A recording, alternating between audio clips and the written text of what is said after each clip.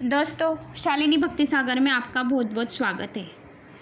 पिछले वीडियो में आपने तो श्री पवित्र शिव महापुराण तो सुना ही होगा और उसमें 7 संहिताएँ हैं। 7 संहिता में से पहली संहिता विद्मेश्वर संहिता थी, दूसरी संहिता रुद्र संहिता है और रुद्र संहिता में सती खंड है। सती खंड भी आपने सुना होगा और द्वितीय भागी पार्वती खंड है। और आज हम तीसरा खंड कुमार खंड सुनने वाले हैं। तो दोस्तों, अगर आप मेरे चैनल पर नए हो तो लाल बटन पर सब्सक्राइब करना, बेल आइकन ज़रूर दबाना, क्योंकि जो भी वीडियो मैं अपलोड करूँगी सबसे पहले आपको नोटिफिकेशन आ जाएगी। लाइक करना, कमेंट्स में ओम नमः शिवाय लिखना।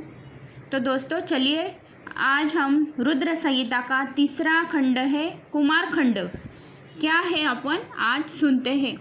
श्री गणेशाय नमो नमः। वक्रतुंड महाकाय सूर्यकोटि समप्रभ निर्विघ्नं कुरु मे देवो सर्वकार्येषु सर्वदा। श्री गणेशाय नमः। कार्तिक स्वामी नमः। ओम नमः शिवाय नमः। ओम ह्रीं गौरिये नमः। ओम नंदेश्वराय नमः। स्वामी कार्तिक का जन्म। ब्रह्मा जी बोले, यद्यपि शिव जी के सर्व प्रकारन योग्य ज्ञान में प्रवीण और निष्काम है तथा पार्वती जी से भय से उन्हें संभोग त्यागते न बना, वे द्वार पर आ मुझे सहित विष्णु जी को देखकर बहुत ही हर्षित हुए। देवताओं ने उनकी स्थिति आरंभ की, तारकादि महादैत्यों का विनाश करने का निवेदन किया। तब उन देवताओं को वचन सुनकर भगवान शंकर दुखित होकर विचार करते हुए बोले, हे देवताओं, होनी को कोई मिटा नहीं सकता। शिर से सकलित हुए मेरे वीर्य को कौन ग्रहण कर सकता है। ऐसा कहकर उन्होंने वीर्य को पृथ्वी पर गिरा दिया। उस देवताओं ने अग्नि को प्रेरणा दी, तुम इसे कपोत बनकर ग्रहण करो। कपोत रूपिणी अग्नि से समस्त वीर्य का भक्षण कर लिया। उसी समय वहाँ पार्वती जी आ गई, क्योंकि शिवजी के द्वार से उनके पास जाने में विलंब हो गया था। वहां पहुंचकर उन्होंने सब वृत्तांत देखा तो उन्हें क्रोध आ गया। उन्होंने हरि आदि देवताओं से कहा, तुम बड़े स्वार्थी और दुष्ट हो। अपने स्वार्थ के लिए परम प्रभु शिवजी की आराधना कर तुमने मेरे विहार को भंग कर दिया, जिससे मैं बंध्या हो गई। मुझसे विरोध कर कोई देवता सुखी नहीं पा सकता। ऐसा कहकर पार्वती जी ने विष्णु आदि सब देवताओं को शाप दे दिया। पार्वती के क्रोध से अग्नि प्रज्वलित हो उठी। पार्वती ने कहा, सब देवांग गानाएं बंध्या हो जाएंगी, मेरी विरोधी सब देवता दुखी पाओगे। देवताओं से ऐसा कहकर पार्वती जी अग्नि से कहा, क्यों रे, तूने शिवजी का वीर्य भक्षण कर लिया, अतः एवं आज से तू सर्वभक्षी हो जाएगा और इसके लिए सर्वदा ही पीड़ित रहेगा। तू शिवजी के तत्व को न जाने और इसके लिए सर्वदा देवताओं को ही कार्य साधक रहे। अग्नि को भी इस प्रकार शाप दे दिया। पार्वती जी महारुष्ट होकर अपने स्थान को चली गई। जब शिवजी गए तब उनसे सब वृत्तांत कहा। पश्चाताप पार्वती जी ने गणेश जी को उत्पन्न किया। इधर जो समस्त देवता अग्नि में होम द्वारा अन्नादि भक्षण कर रहे थे, इससे अनेक पेट में गर्भ रह गया, जिससे देवताओं को बड़ी पीड़ा हुई। शिवजी की इच्छा से उन सब की बुद्धि भी नष्ट होने लगी। गर्भ की गर्मी से सभी संतप्त हो गए। सबने शिवजी की शरण ली। शिवजी के मंदिर पर जाकर हाथ जोड़कर बड़ी स्तुति की। गर्भधान से युक्त अपना कष्ट कहा, उससे निवारण की प्रार्थना की। तब देवताओं को स्तुति को सुनकर भगवान शिव शीघ्र ही द्वार पर आए, जहाँ देवता खड़े थे। शिवजी को देख देवताओं ने कहा, हे शंभो शिव महेश्वर, हम इस वीर्य से जलते हैं, हमारी रक्षा कीजिए। हम आपकी शरण में हैं। आपके बिना देवताओं का कष्ट कोई दूर नहीं कर सकता। तब उनके दीन वचनों को सुनकर भक्त वत्सल शंकर जी ने हंसकर कहा, हे विष्णु, हे ब्रह्मा, हे देवताओं, मैं जो कहता हूँ उसे सुनो। अब तुम लोग शीघ्र ही वमन द्वारा मेरे वीर्य को बाहर निकाल दो, इससे तुम्हें सुख प्राप्त होगा। फिर तो शिवजी की आज्ञा से सबने उस वीर्य को वमन द्वारा बाहर निकाल दिया। विष्णु आदि सब देवताओं को दुख दूर हो गए। सबने भक्त वत्सल्य भगवान शंकर की स्तुति की, परंतु अग्नि फिर भी सुखी नहीं हुआ। उसका हृदय जलता ही रहा। तब उसने भी देवादिदेव शंकर की बड़ी स्तुति की और कहा कि मैं बड़ा मूर्ख हूँ, मेरा अपराध समझकर मेरे ताप को हरण कीजिए। आप दीन वत्सल्य कल्याणकारी और परमेश्वर है। यहाँ सुन शिव जी प्रसन्न हो गए। उन्होंने अग्नि से कहा, तुमने मेरा वीर्य भक्षण कर अच्छा नहीं किया, तुम्हारा पाप अधिक था, इससे तुम्हारा संताप नहीं छूटा, परंतु अब मैं प्रसन्न हूँ, तुम्हारा सब दुख छूट जाएगा। तुम मेरे वीर्य को किसी स्त्री के योनि में स्थिर कर दो, उससे तुम्हारा शरीर नहीं जलेगा। अग्नि ने कहा, हे महाराज, आपका तेज बड़ा कठिन है, तीनों लोकों में इसे धारण करने की शक्ति किसमें नहीं है। उसी समय हे नारद, तुम भी वहाँ आ गए। तब तुमने अग्नि का उपकार तो यह कहा कि हे अग्नि, शिवजी जैसा कहते हैं वैसा ही करके तुम सुखी हो जाओ। शिवजी की इच्छा से मैं तुम्हें इसका एक सहज उपाय बतलाता हूँ। माघ के महीने में जो स्त्री प्रयाग में स्नान करने आवे उसकी देह में तुम इस महर्त वीर्य को स्थापित कर देना। ब्रह्मा जी कहते हैं इसी समय वहाँ सप्त ऋषियों को भी स्त्रियाँ आ गई थी। उसमें से 6 स्त्रियाँ शीत से अधिक आर्त होकर अग्नि की ज्वाला के समीप गई और अग्नि तापने लगी। फिर तो उसी क्षण उनके रोमों में द्वारा शिवजी के वीर्य कण उनके शरीर में प्रवेश कर गए। अग्निदाह रहित हो गया, वह अंतर्धान हो गया। शिवजी के स्मरण करते हुए अपने स्थान पर आ गए। 6 स्त्रियाँ गर्भवती हो गई, अग्नि से दुखी हो गई। उनके पतियों ने उन्हें त्याग दिया। उनके 6 के अपने व्यभिचार पर दुख हुआ। वे हिमालय पर जाकर तप करने लगे। वहाँ उन्होंने गर्भ को त्याग कर शांति लाभ की। परंतु जब वह पर्वतराज भी उस गर्भ को सहन न कर सका तो गंगा जी में गिरा दिया। गंगा जी भी नहीं सहन कर सकी तो उन्होंने अपनी तरंगों से उस वीर्य को सरकांडे में वन में त्याग दिया। वहाँ पर एक तेजस्वी बालक हो गया। मार्गशीर्ष शुक्ला षष्ठी के दिन शिव के उस पुत्र का पृथ्वी पर प्रादुर्भाव हुआ। उसके आविर्भूत होते ही हिमाचल पर स्थित शिव पार्वती को बड़े आनंद की अनुभूति हुई। तीनों लोक में सुखदायक मंगलदायक हो गया। दुष्टों को और विशेषकर दैत्यों को बड़े ही विघ्न दिखाई पड़े। आकाश में धुंदबियाँ बजने लगी और सरकंडे के वन से उस बालक पर फूलों की वर्षा हुई। विष्णु आदि सभी देवता आनंदित हो गए। और स्वामी कार्तिकेय का चरित्र। नारद जी बोले, हे सृष्टि, हे कर्ता, इसके पश्चात वहाँ क्या हुआ वो मुझे कृपा करके कहिए। ब्रह्मा जी बोले, हे तात, फिर तो उसी समय विधि प्रेरित विश्वामित्र वहाँ आकर आगमन हुआ और जहाँ वह बालक उत्पन्न हुआ था उसे देखकर ऋषि प्रसन्न और नमस्कार करने लगे तथा उसके प्रताप को जानकर उन्होंने उसकी बड़ी स्तुति की। तब उसे अत्यंत उत्सवदायक बालक ने विश्वामित्र जी से कहा, हे महाज्ञानी, तुम शिवजी की इच्छा से सहसा यहाँ आ गए हो। अंत तुम सुविधि मेरा संस्कार करो। अब आज से आप मेरे पुरोहित हो गए हो, इसमें संदेह नहीं है कि आप अभी सभी के पूज्य हो जाओगे। तब विस्मित होकर विश्वामित्र जी ने उस बालक से कहा कि हे तात, मैं ब्राह्मण नहीं किंतु गादी क्षत्रिय का पुत्र हूँ। मैं ब्राह्मणों का सेवक हूँ और लोग मुझे विश्वामित्र कहते हैं, परंतु तुम कौन हो यह तो कहो। इस पर वह उत्सवकारी बालक गहन का लगा कि विश्वामित्र, अब तुम मेरे वरदान से ब्रह्म ऋषि हो गए हो। निसंदेह अब वशिष्ठ आदि ब्रह्मर्षि तुम्हारे प्रशंसक हो गए। मैं आज्ञा देता हूँ कि तुम मेरा संस्कार करो। यह गुप्त रहस्य किसी पर प्रकट न करना। फिर तो विश्वामित्र जी ने उस बालक का जात संस्कार किया और उस बालक ने भी प्रसन्न होकर उन्हें सच्चा ज्ञान प्रदान किया। हे तात, यह तो मैंने उस बालक की एक लीला कही। अब उस बालक की दूसरी लीला सुनो।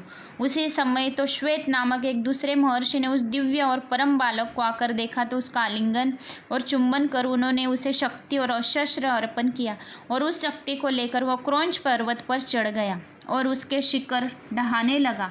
यह देखकर 10 वीर राक्षस उसको मारने आए, परंतु कुमार ने सबको अपने प्रहार से नष्ट कर दिया। त्रैलोक्य कांप उठा। यह देखकर देवता सहित शंकर जी वहाँ आए और इंद्र ने उसके दक्षिण पार्श्व में वृक्ष का प्रहार कर दिया, जिसके शाखा नामक एक दूसरा महाबली मनुष्य उत्पन्न हो गया। इंद्र ने फिर उसके स्वामी कार्तिकेय के वाम पार्श्व में प्रहार किया। इससे विशाख नामक दूसरा पुरुष पैदा हो गया। फिर इंद्र ने उसके हृदय में मारा। नेगम नामक एक महाबली पुरुष प्रकट हो गया। ये चारों स्कंद हुए जो बड़े वीर थे। अब ये चारों महाबली इंद्र को मारने दौड़े। इंद्र भयभीत हो गया, उनकी शरण में आ गए। वह बालक स्वर्ग पहुंचा। वहाँ एक सरोवर में स्नान करती हुई कृतिका नामक 6 स्त्रियाँ उसे पकड़ने दौड़ी। उनमें भारी विवाद हुआ। कुमार ने 6 मुख करके एक एक मुख से सबका स्तनपान किया। वे प्रसन्न हो कुमार अपने लोक में गई। त्रैलोक में दुर्लभ वस्त्रों को पहनाए, उत्तम आभूषण दिए। ब्रह्मा जी बोले, इस प्रकार जब बहुत समय व्यतीत हो गया और पार्वती जी को उस बालक का कुछ पता न लगा, तब उन्होंने एक दिन अपने स्वामी शंभु से पूछा कि हे देवादिदेव महादेव, हे ईश्वर, आप मेरे सर्व पुण्य से ही मुझे प्राप्त हुए हो। कृपा कर यह बताइए कि आपका वीर्य कहाँ गया जो पृथ्वी पर गिरा था और जिसे देवताओं ने छिपा लिया था। क्या आपका यह वीर्य मुझे में न गिरकर पृथ्वी पर गिरा वो कष्टी नष्ट हो गया, उससे कोई बालक प्रकट हो गया। पार्वती के वचन सुनकर जगदीश्वर ने कहा, देवताओं और मुनियों को बुलाकर पूछा कि हे देवताओं, मेरे अमोघ वीर्य कहाँ है? उसने किसने छुपाया है? शीघ्र ही बतलाओ, नहीं तो दंडित हो जाओगे। ईश्वर के यह वचन सुनकर सब सभा लोग कंपित हो गए और क्रम से एक दूसरे को देखकर प्रभु आगे उसके खोज में संबंधित एक एक बात कहने लगे। तब जैसे जैसे वह वीर्य जहाँ जा गया वैसे वैसे कृतिका का द्वार फलित हुआ। उसका पता पाकर शिव जी बहुत प्रसन्न हुए और उन्होंने ब्राह्मणों को बहुत सी दक्षिणा दी। पार्वती जी भी पुत्र का समाचार सुनकर बहुत प्रसन्न हुई। फिर शंभु ने अपने गणों को आज्ञा दी और कृतिकाओं को यहाँ जाकर मेरे पुत्रों को ले आओ। शिव जी के एक से एक बलिगण, लाखों क्षेत्रफल, 3 लाख भूत, रुद्र, भैरव स्वर्ग में उड़कर कृतिकाओं के घर घेर लिया। कृतिकाओं ने भय से व्याकुल हो गए और तब उन्होंने ब्रह्म तेज से प्रकाशमान कार्तियों से कहा कि हे वत्स, क्या तुम नहीं देखते कि असंख्य सेनाओं ने तुम्हारे घर को घेर लिया है? अब क्या करें, कहाँ जाए? बड़ा भारी भय उपस्थित हो रहा है। इस पर कार्तिकेय ने कहा, हे कल्याणियों, मेरे रहते आप लोग कुछ भी भय न करो। मैं बालक होकर दुर्निवार हूँ। ऐसा कौन है जो मेरे वेग को निवारण कर सके? इस समय शिव जी के सेनापति नंदेश्वर कार्तिकेय के समक्ष जाकर खड़े हो गए। यह कहने लगे, हे भाई तथा हे माताओं, मुझे जग संहारता शिव जी ने यहाँ भेजा है। इस समय कैलाश में ब्रह्मा, विष्णु और रुद्र आदि संपूर्ण देवता विद्यमान है और महामंगल हो रहा है। हे तात, शिव जी ने तुम्हें खोजने के लिए मुझे भेजा है। अब तुमने मेरे साथ पृथ्वी पर चलो, वहाँ देवताएं से शिव जी तुम्हारा अभिषेक कर देंगे। तारका असुर को मारने के लिए तुमको सभी प्रकार से अस्त्र प्रदान करेंगे। तुम विश्व सहिता के पुत्र हो। जब नंदेश्वर ने ऐसा कहा तब कार्तिकेय जी ने कहा, हे भाई, यह कृतिका का ज्ञान योगिनी प्रकृति कला है। मैं इनके ही दूध से पला हूँ, अंत इनके उपहार को भूल नहीं सकता। मैं इनका पोष्य पुत्र हूँ। शैलेंद्र कन्या से मेरा प्रादुर्भ नहीं है। वह मेरी ऐसी धर्म के माता है जैसे ये सब कृतिकाएं हैं। यदि शिवजी ने अपना पुत्र मानकर तुमको भेजा है तो मैं तुम्हारे साथ चलकर देव समूह का दर्शन करूँगा। यह कहकर कृतिकाओं को बुलाया। उनकी आज्ञा से कार्तिकेय के जो शीघ्र ही शिवजी के पार्षदों के साथ चले गए।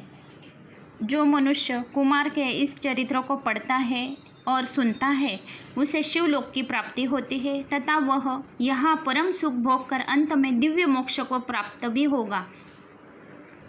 ब्रह्मा जी कहते हैं कि अब विष्णु आदि सब देवता परम उत्सव कर कुमार को कैलाश चलने की प्रेरणा देने लगे। कुमार के एक परम दिव्य विमान पर बैठे अपने साथ देवताओं को बिठाया। शिवजी की जय बोलते हुए उनके पास आए और आनंद ध्वनि करते हुए सब शिवजी के पर्वत पर पहुँचे। विष्णु आदि ने शिवजी को प्रणाम कर उनकी स्तुति की। कुमार ने बड़ी नम्रता से विमान से उतरकर सिंहासन पर बैठे शिव पार्वती को प्रणाम किया। शिवजी ने आनंद में आकर पुत्र का मुख चुंबन किया। तारक शत्रु महाप्रभु कुमार पर बड़ा स्नेह किया। पार्वती जी ने भी कुमार को उठाकर गोद में बिठा लिया और सिर पर हाथ रखकर चुंबन किया। शिव पार्वती का उन पर बड़ा प्रेम हुआ। शिव मंदिर में बड़ा उत्सव मनाया गया। नमस्कार और जय जयकार बहुत शब्द के हुई। विष्णु और आदि देवताओं ने शिव जी की बड़ी स्तुति की। अब श्री गणेश चरित्र। स्तुत जी कहते हैं, तारकासुर के शत्रु स्कंद का यह चरित्र सुनकर नारद जी बहुत प्रसन्न हुए। उन्होंने ब्रह्मा जी से कहा कि हे प्रजानाथ स्वामी कार्तिक का यह अमृतमय चरित्र तो मैंने सुना, अब कृपा कर मंगलमय श्री गणेश जी का दिव्य चरित्र मुझे सुनाइए। तब नारद जी के इस प्रकार के वचनों को सुनकर ब्रह्मा जी प्रसन्न हो गए। शिव जी का स्मरण करते हुए बोले, हे नारद जी, कल्पभेद से गणेश जी कई प्रकार के चरित्र है।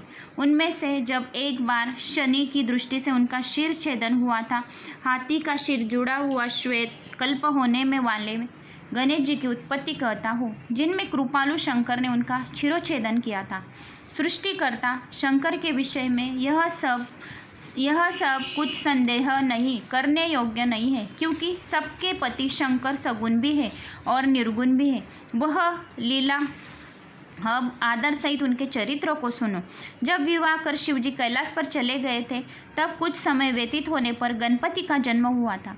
एक समय की बात है, जया और विजया नामक पार्वती की 2 सखियाँ ने परस्पर विचार कर पार्वती जी से जाकर कहा कि शंकर जी के द्वार पर जो हमारे असंख्य गण एवं द्वारपाल विराजमान रहते हैं उन पर हमारा अधिकार होते हुए भी कुछ भी अधिकार नहीं है, क्योंकि हमारा मन उनसे नहीं मिलता। अतएव भगवती, हे पुण्यशीले, एक हमारा भी कोई गण होना चाहिए, आप उसकी रचना करिए। देवी पार्वती के सखियों को यह बात प्रिय लगी और उन्होंने उनकी रचना की। जब एक समय पार्वती स्नान करने गई थी और नंदी द्वार पर बैठा हुआ था, तब उसका मन करने भी शिवजी हठात मंदिर में प्रवेश कर गए। जिससे लज्जित हो गई जगदम्बा तुरंत उठ बैठी। जब उन्हें अपनी सखी का वचन याद आया तो परमेश्वरी ने अपने को एक अत्यंत श्रेष्ठ सेवक की आवश्यकता प्रतीत है। उन्होंने सोचा, मेरा कोई एक ऐसा सेवक हो जो मेरी आज्ञा से कदापि विचलित न होवे। ऐसा विचार कर पार्वती जी ने अपने शरीर के मेल से सर्व संपन्न एक पुरुष निर्माण किया। वह शरीर के सब अवयवों से निर्दोष तो था, किंतु सुंदर, विशाल और सर्वशोभा संपन्न था। महाबली एवं पराक्रमी। पार्वती जी ने उसे अनेक प्रकार के वस्त्रों से सजाकर अनेक प्रकार के अलंकारों से युक्त बड़ा आशीर्वाद दिया और कहा कि तुम एकमात्र मेरे पुत्र हो, दूसरा कोई नहीं। तब उस पुत्र ने पार्वती जी से कहा, हे माता, मेरे लिए क्या आज्ञा है? मैं आपके सब आज्ञाओं को पूर्ण करूँगा। पार्वती जी ने कहा कि तुम मेरे द्वार के रक्षा करो। मेरी आज्ञा के बिना कोई कैसा भी क्यों न हो मेरे घर के भीतर न आने पाए। कितना भी कोई हट क्यों न करे, तुम उसे न आने देना। ऐसा कहकर पार्वती जी ने गणेश जी के हाथ में एक लकड़ी दे दी और प्रेम के मुख से चूम कर द्वार पर बिठा दिया। वो लकड़ी ले ली, गणेश जी के माता के हितार्थ द्वार पर जा बैठे। जब पार्वती माता जी फिर जाकर स्नान करने लगी, उसी समय शिव जी फिर द्वार पर आ गए और जब अंदर जाने लगे तब शिव जी को न जानकर गणेश्वर ने कहा कि मेरी माता की आज्ञा के बिना आप नहीं जा सकते। माता इस समय स्नान कर रही है, तुम कहाँ जाते हो? यहाँ से चले जाओ। यह कहकर गणेश जी ने लकड़ी ली, उन्हें रोक लिया। शिव जी ने कहा, अरे मूर्ख, तू किसको रोकता है? क्यों मुझे नहीं जानता कि मैं शिव हूँ? यह सुनते ही गणेश जी ने महेश्वर पर लकड़ी से प्रहार कर दिया। इस पर महेश्वर क्रुद्ध होकर, अरे बालक, तू तो मूर्ख है, क्यों नहीं जानता कि मैं गिरजापति शंकर हूँ? रे बालक, मैं अपने ही घर में जाता हूँ, तू मुझे क्यों रोकता है? ऐसा कहकर जब गणेश जी की परवाह न कर शिव जी फिर भीतर जाने लगे तो गणेश जी ने फिर उनकी लकड़ी का प्रहार कर दिया। इस समय शिव जी अति क्रोधित होकर अपने गणों को आज्ञा दे दी कि इसको रोको। ऐसा कहकर शिव जी की बाहर ही स्थित रहे। ब्रह्मा जी कहते हैं कि अब सब गण शिव जी की आज्ञा से वहां आए। जाकर उस द्वारपाल से उसका परिचय पूछने लगे और कहने लगे कि यदि तू जीना चाहता है तो यहाँ से दूर हो जा।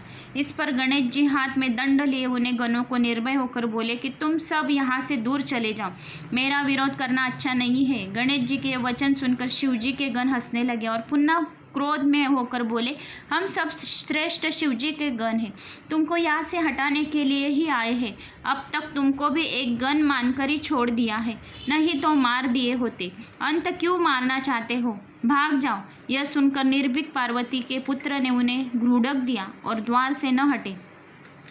इस पर शिव जी के गण लौटकर जाकर सब बातें कह सुनाई। वो सुन शिव जी अपने गणों को डांटने लगे और कहा कि मैं कुछ नहीं जानता, जैसा भी हो उस गण को हटाओ। अब वे फिर पार्वती मंदिर पर गए। उस द्वारपाल गणेश के पास आए, हटने को कहा। गणेश ने कहो, मैं पार्वती का पुत्र हूँ, कदापि नहीं हट सकता। इतने में द्वार पर हल्ला सुनकर पार्वती जी अपनी एक सखी को भेज के देख वहाँ क्यों हो, क्या हो रहा है। सखी ने देखकर हर्षित हो सब वृत्तांत पार्वती जी से कहा। साथ ही यह भी कहा कि अच्छा हुआ जो नहीं आने दिया, अन्यथा शिवजी तो सर्वथा बिना कहे सुने अंदर घुस आया करते हैं।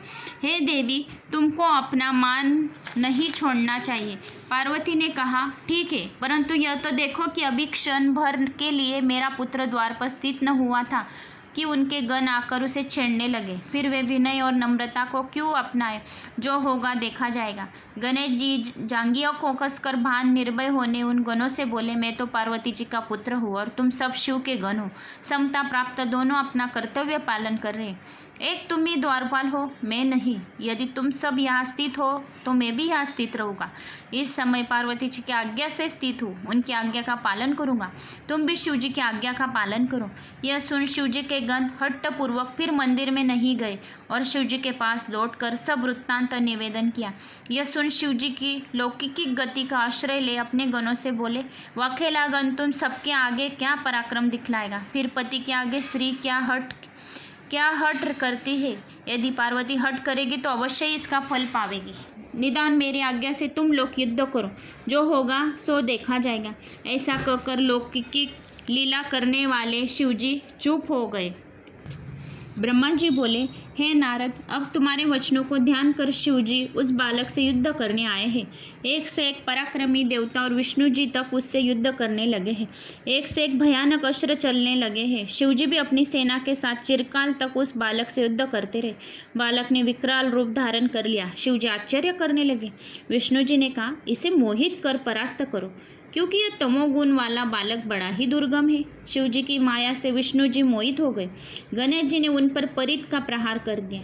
यह देख शिव जी को और भी क्रोध आया। वह हाथ में त्रिशूल उठाकर उस बालक को मारने चले। तब शिव जी को इस रूप में अपनी ओर आते हुए देख गणेश जी ने मन ही मन अपनी माया का ध्यान किया और अपनी शक्ति उठाकर महादेव जी से के हाथों में प्रहार कर दिया। उस समय महावीर गणेश की शक्ति महादेव जी से भी ज़्यादा बड़ी हुई थी। उस शक्ति को लगने से परमात्मा शिव के हाथ से उनका धनुष गिर पड़ा। तब धनुष को गिरते देख शिव जी ने पिनाक उठा लिया, परंतु गणेश्वर ने एक परिध मारकर पिनाक भी पृथ्वी पर गिरा दिया। फिर हाथ में स्टूल उठाकर गणेश जी ने शिव जी के पांचों हाथों में मारकर उन्हें व्यर्थ कर दिया। शिव जी ने कहा, वाह, जब मेरी यह दशा है तो मेरे गणों की तो क्या दशा होगी। फिर तो इसी समय शक्ति दिए बल से युक्त वीर गणेश जी के परिध उठाकर शिव जी के सब गण और सब देवताओं को ताड़ित कर दिया। परिध से व्याकुल हुए देवता और गण दूर भाग गए।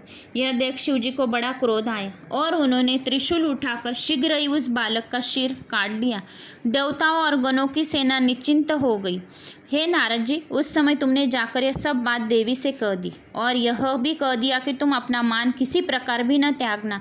हे कलय प्रिय नारद, ऐसा कहकर तुम अंतर्धान हो गए। नारद जी बोले, हे जगपालक, तब सब वृत्तांत हो सुनकर महादेव ने क्या किया, कृपा कर मुझे वह समस्त कथा सुनाइए। ब्रह्मा जी बोले, हे मुनिवर, गणेश जी के मर जाने पर शिव जी के गण पट बजाकर महोत्सव करने लगे। इधर पार्वती को बड़ा क्रोध आया।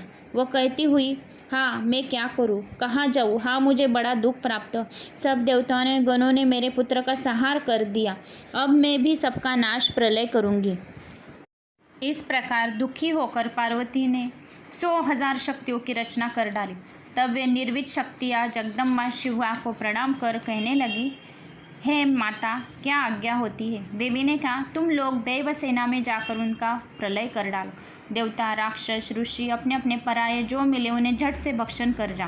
पार्वती की आज्ञा से सब शक्तियाँ क्रोध में तत्पर हो गई। देवी देवताओं को भक्षण करने लगे और जहाँ देखो वहाँ शक्तियाँ ही शक्तियाँ दिखाई देती है।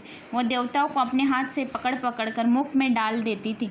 उनको इस कर्म को देखा ब्रह्मा, विष्णु, महेश, इंद्र आदि सभी देवताओं को अपने जीवन की आशा न रही और वे कहने लगे कि क्या देवी अकाल ही में प्रलय कर डालेगी, तब वर्तमान स्थिति में क्या किया जाए। इस प्रकार सब ने एक स्वर में विचार कर यह निश्चय किया कि यदि गिरजा देवी प्रसन्न हो जाएं तो सब कार्य बन जाएगा। लौकिक गति दिखाते हुए शंकर जी बड़े दुख को प्राप्त हो गए और सबको मोहने लगे, परंतु शक्तियों के आतंक से देवता निष्प्राण हो रहे थे। क्रोधमयी शिवा के मंदिर में जाने को उनका साहस ही नहीं होता था।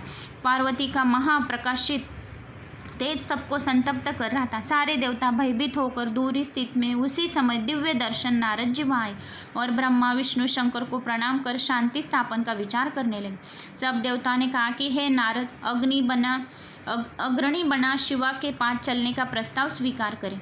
सबने शिवा के पास पहुंचकर अनेक स्तोत्रों से उनकी स्तुति की। उस सुन वह परा देवी कुछ न बोली और क्रोध दृष्टि से उनकी ओर देखती हुई बोली। तब ऋषियों ने कहा कि हे देवी, क्षमा करो, क्षमा करो, इस समय संहार हुआ चाहता है। हे अंबिके, तुम्हारे स्वामी भी यहाँ स्थित है, उनको तो देखो।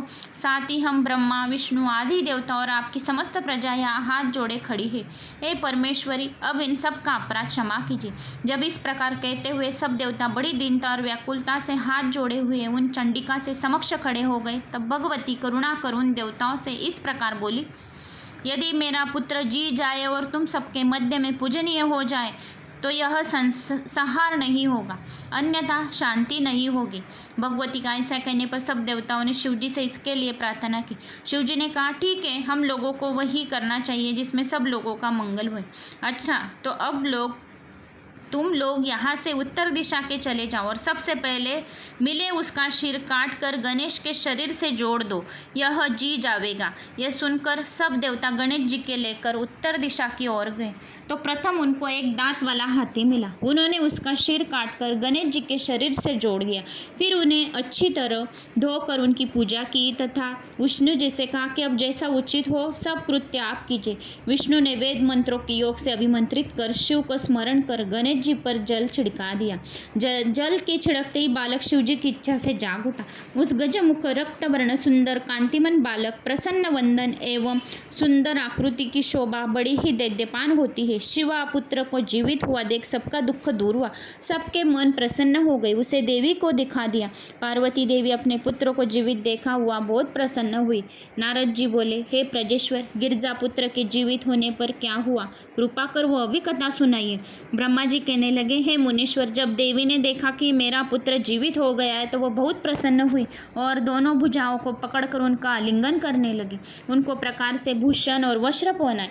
सबने उनकी पूजा की और देवी ने अपने बालक का मुख चूमकर बहुत ही वर दिया तथा कहा कि हे पुत्र, तुम्हारे मस्तक पर जो यह सिंदूरी रंग की आभा है, इसी कारण से मनुष्य पुष्प चंदनादि सहित तुम्हारी सिंदूर से पूजा करेंगे।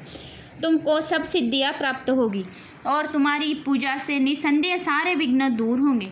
शिवजी ने अपने कर कमलों को उसके सिर पर फेर कर कहा कि मेरा दूसरा पुत्र है। गणेश जी ने उठकर शिवजी को प्रणाम किया। तब सब देवताओं को प्रणाम करते हुए उनसे अपना अपराध क्षमा मांगी। त्रिदेवों ने वर दिया। सबका पूज्य और गणनाथ का कहा। सब देवताओं ने गणेश जी विघ्नहर्ता और सर्व काम फलदायक हुए। साथ ही त्रिदेवों ने यह भी कहा कि पहले मनुष्य इनकी पूजा करेंगे, फिर हमारी तदनंतर पहले शिव जी ने सभी मांगलिक वस्तुएं मांगाकर गणेश जी की पूजा की, फिर विष्णु जी ने, फिर मुझे ब्रह्मा ने, फिर पार्वती ने तथा इसके पीछे अन्य सभी देवताओं ने बड़े आदर से गणेश जी की पूजा की। फिर सब देवताओं ने एक स्वर में गणेश जी की स्वरताध्यक्ष कहा और अनेकों वर दिए। हे मुनीश्वर, उस समय पार्वती जी को जो प्रसन्नता हुई वह मेरे चारों मुखों से भी कहीं नहीं की जाती।